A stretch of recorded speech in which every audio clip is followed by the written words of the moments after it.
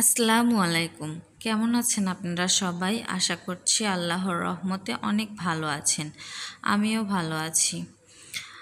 আজ অনেক কয়দিন ভিডিও দিতে পারিনি কারণ দেশের অবস্থা খুবই খারাপ ছিল।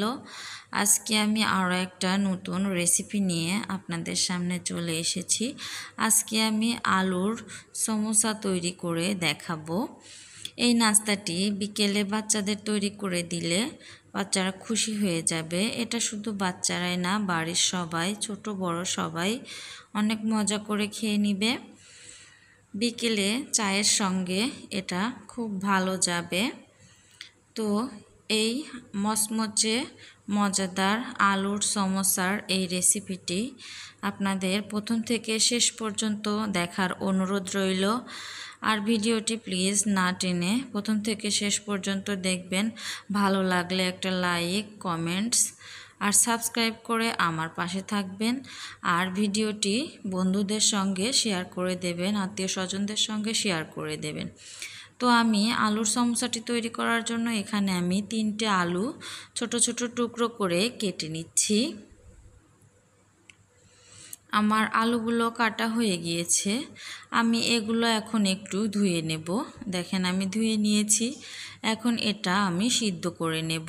আমি একটা প্যানে একটু পানি দিয়ে দিলাম, আলুটা দিয়ে দিলাম, একটু লবণ দিয়ে দিলাম। এটা এখন আমি সিদ্ধ করে নেব। আর এখানে আমি পেঁয়াজ কুচি করে নিয়েছি। এই পেঁয়াজটা আমি বেরেস্তা করে নেব। আমি প্যানে তেল দিয়ে দিয়েছি, পেঁয়াজটা দিয়ে দিলাম। এখন আমি পেঁয়াজটা বেরেস্তা করে নিচ্ছি।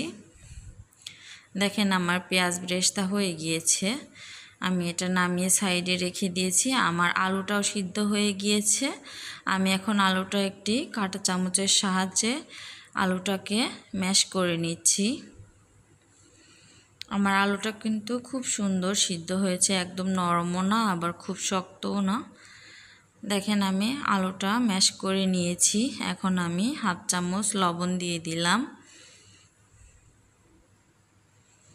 আর দিয়ে দিচ্ছি আমি চিলি ফ্লেক্স,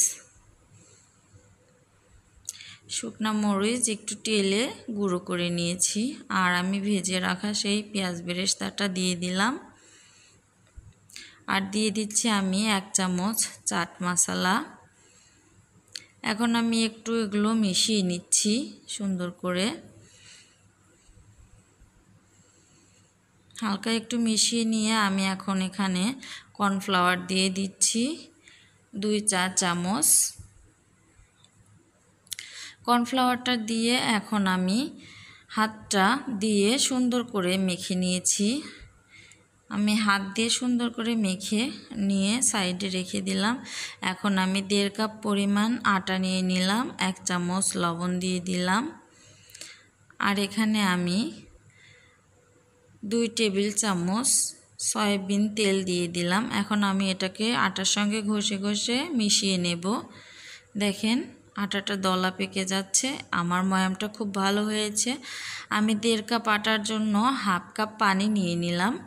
দেখেন আমি হাফ কাপ পানি দিয়ে ডোটা রেডি করে নিয়েছি। হাফ কাপ পানি কিন্তু পুরোটা লাগেনি, আমার 1 টেবিল চামচ পানি বেঁচেই গিয়েছে। আমি সেটা ফেলে দিলাম। আমি এখন তেল দিয়ে এটাকে সাইডে একটু রেস্টে 10 মিনিটের জন্য রেখে দেব। তো 10 মিনিট পরে দেখেন আমি 2টো গুলি করে নিয়েছি। আমি এখন এটাকে সুন্দর করে রুটি বেলে নেব। আমি একদম বড় আকারে একটি রুটি বেলে নিয়েছি। রুটিটা কিন্তু খুব বেশি মোটা না, পাতলা করে বেলে নিয়েছি। রেগুলার রুটির সাইজই বলতে পারেন।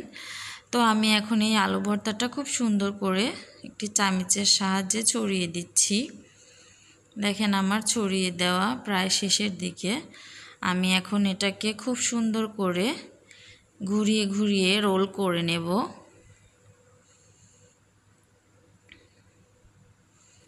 দেখেন আমি সুন্দর করে রোল করে নিয়েছি।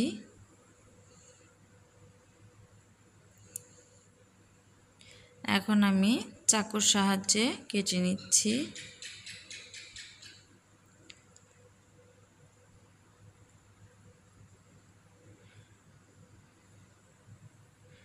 আমি এগুলো সুন্দর করে কেটে নিয়েছি। এখন সাইডে আমি উঠিয়ে নিচ্ছি। আমি আরও একটা বেলে নেব।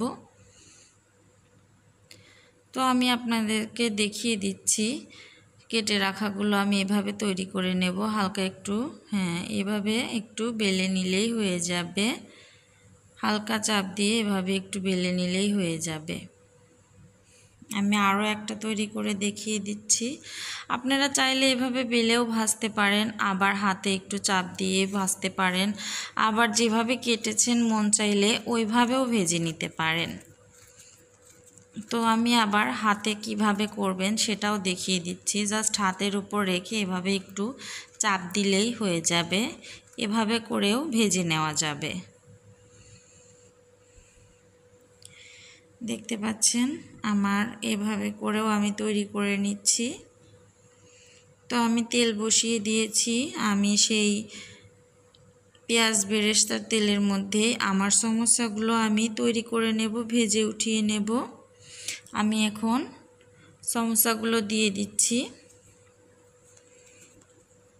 আমি অফ ক্যামেরায় কিন্তু সবগুলো সমোসা বানিয়ে রেডি করে নিয়েছিলাম। তো আমি এখন এগুলোকে ভেজে উঠিয়ে নেব।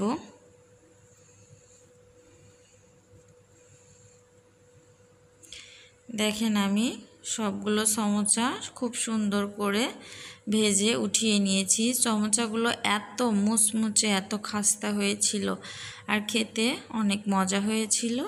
আপনারা বাসায় এটা বানিয়ে দেখতে পারেন। তো আমার এই ভিডিওটি যদি ভালো লাগে প্লিজ প্লিজ প্লিজ একটা লাইক করে দেবেন, আর সাবস্ক্রাইব করে আমার পাশে থাকবেন, আর বেশি বেশি করে একটু শেয়ার করে দেবেন প্লিজ। আপনারা সবাই ভালো থাকবেন। আমার পক্ষ থেকে আপনাদের জন্য রইল দোয়া ও ভালোবাসা। আপনারাও আমার জন্য দোয়া করবেন, আর বাসায় একবার এটা ট্রাই করে দেখতে পারেন।